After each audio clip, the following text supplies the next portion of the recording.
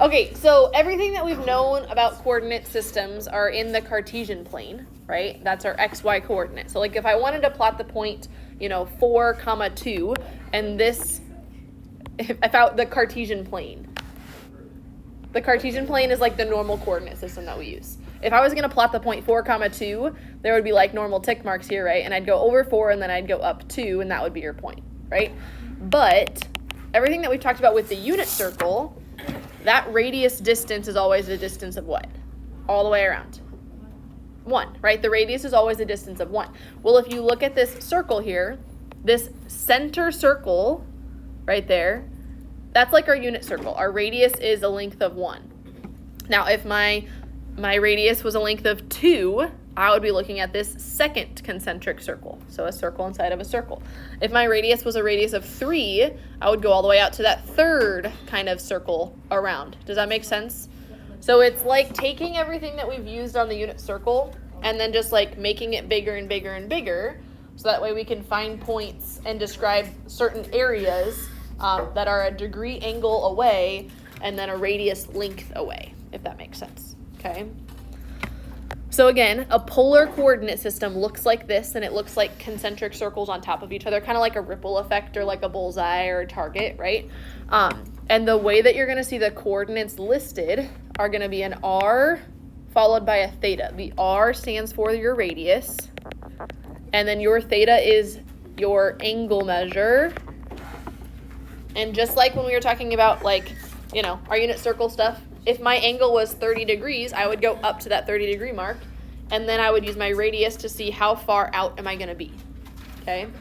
So we're going to start by plotting points. So if I wanted to plot a point using this polar coordinate system, there are 2 things you do. You first rotate it, either by going clockwise or counterclockwise. You go counterclockwise when your angle is negative, and if you go positive, that's when you're going, you go clockwise when your angle is positive. So you do the angle first, which is a little backwards. So you're dealing with the angle first, and then you deal with the radius. If your radius is positive, you just go in that exact angle that you got and then go to that radius. But if it is negative, you're going to move in the opposite direction. Okay, so let's look at the first 3 examples here. This first one, the point P, we're given the radius is 2, and then it's going to be 30 degree angle. Okay, so on this circle right here, okay, I know this is 0, this would be 90 degrees, this would be 180 degrees. And then these are all evenly split up, so these are all going to be 30 degree increments. So 30, 60, 120, 150. Now, if I needed like a 45 or something like that, that would be exactly halfway in between the 30 and the 60, right? Okay, so we're going to move a degree of 30. So I'm going to this angle at 30 degrees, and then my radius is 2. So the point that I'm going to be at, if this is my 0, 0 point there, I'm going to go out 1 circle and then 2 circles. So my point P is at that second concentric circle, 30 degrees away from 0. Does that make sense?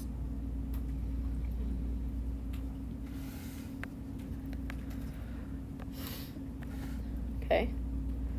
Now letter B, we'll come back to talk about the rectangular coordinates. Letter B says we're going to plot the point Q, which has a radius of -4, and then my angle of 2 pi over 3. So if I wrote these in terms of pi, this is 0, this is pi, this would be pi over 2.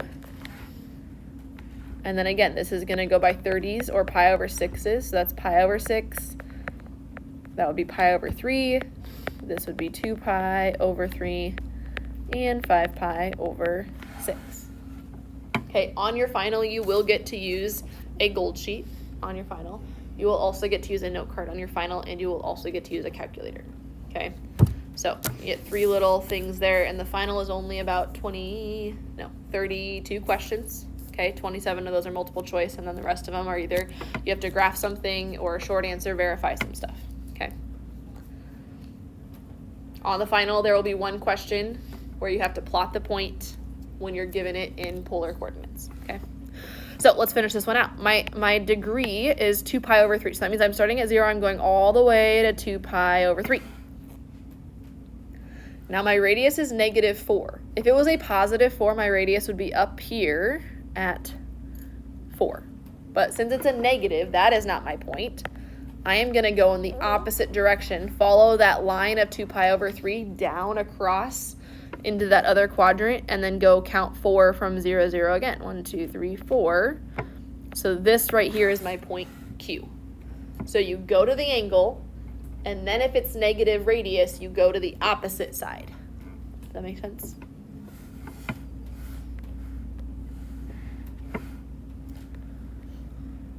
Okay, and then I'm going to let you guys try out letter C, okay?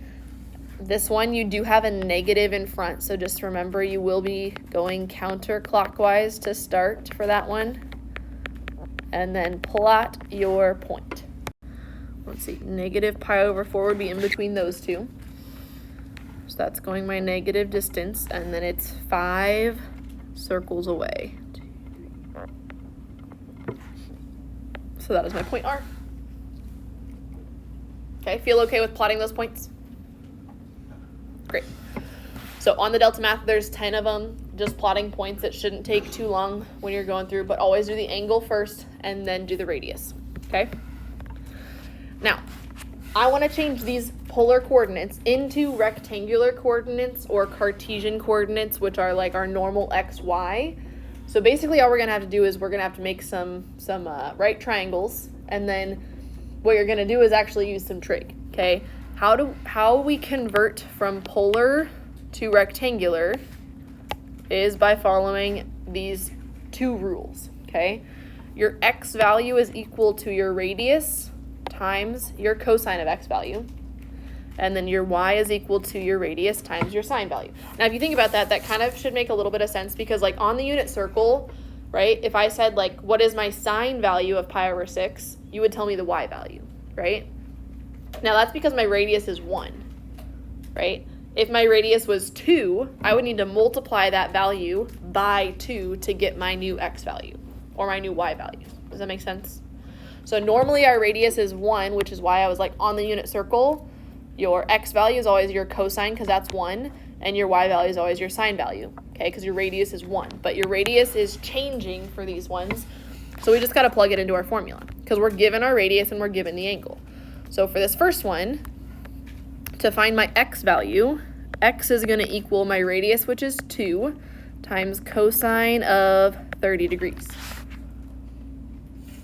Okay, now we know cosine of 30 degrees. If you don't know, look at your gold sheet. Your cosine of 30 degrees is going to be the square root of 3 divided by 2. Those 2's cancel out. So my x value is the square root of 3, which means at this point P, if I were to draw the horizontal distance, that distance right there is the square root of 3. And if you look really close, it doesn't quite touch that second point there, but it's really, really close to it. So it's just a little bit less than 2.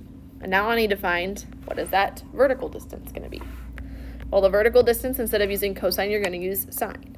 So I'm going to have y is equal to my radius, again, which is 2, times sine of 30.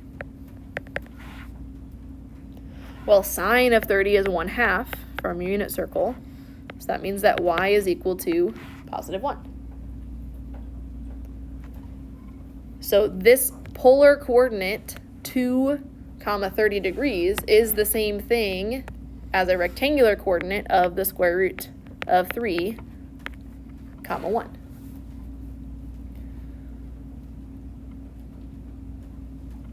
Which this should kind of make sense, because if I look at this little triangle here, if this is 30 degrees, right, I've got a 30, 60, 90 triangle, special right triangle. If I know that my radius is 2, half of that distance is 1, and then you take that side length, that short side length, and times it by the square root of 3 to find your other side. Does that kind of make sense? So you're just using right triangles here, okay?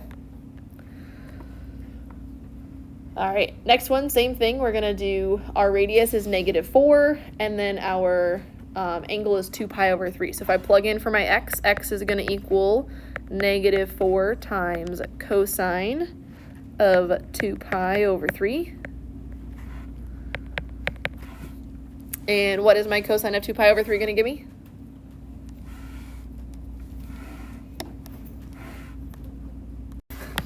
-1/2. So I got -4 times -1/2, which actually just equals 2.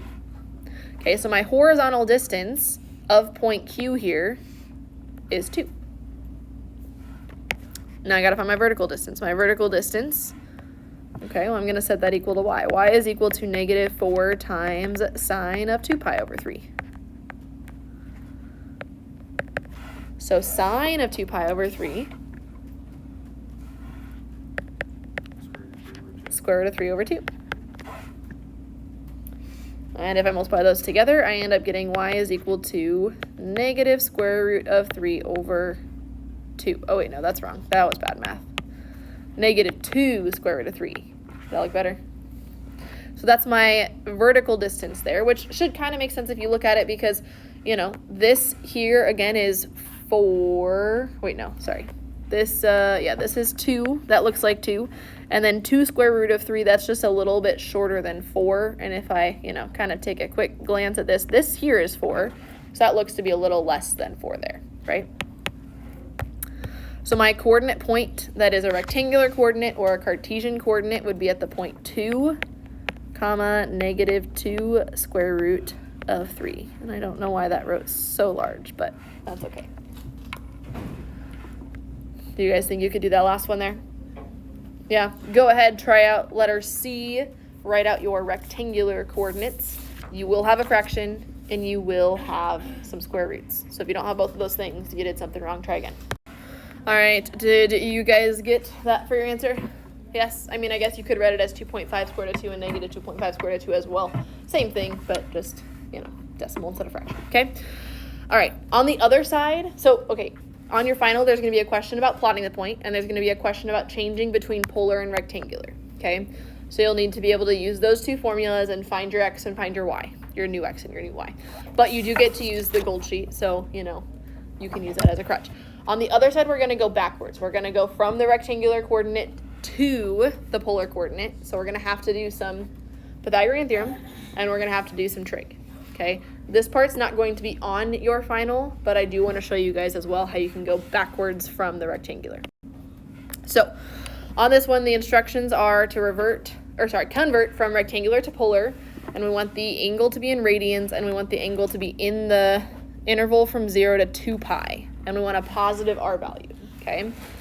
So my radius has to be positive. So the first thing I would do is plot this point. This is just a normal point on your Cartesian plane. So if I were to plot a point of -3 square root of 3, comma 0, I'd be at right over here, right?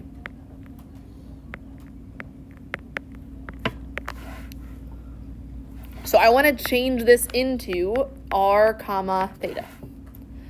So let's first find our angle because that's what we have to do first. What is the angle if I go all the way over to that line? What is it even? Yeah, pi, okay? So I've got something as my radius and then I've got pi. Now my radius, if I go all the way over here and it's a distance of pi, remember your radius, if it's positive, it goes in that direction. Or if it's negative, it goes in the opposite direction. So how many of you really want to say it's -3 square root of 3 here? None of you. Great. That's good.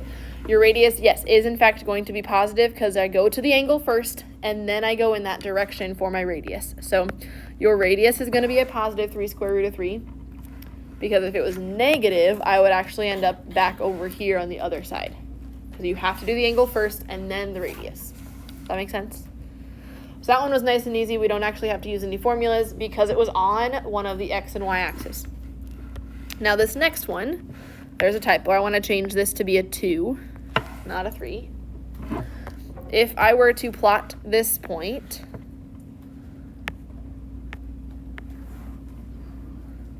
I would have -3 square root of 3, -3 square root of, square root of 2.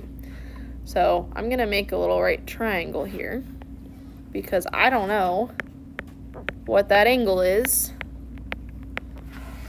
So we're going to have to find it out. Well, if I have two sides of a triangle, can I find my third side length here? My radius? Yeah. So let's do that. We got -3 square root of 2 squared plus negative 3 square root of 2 squared. And that's going to equal my radius squared.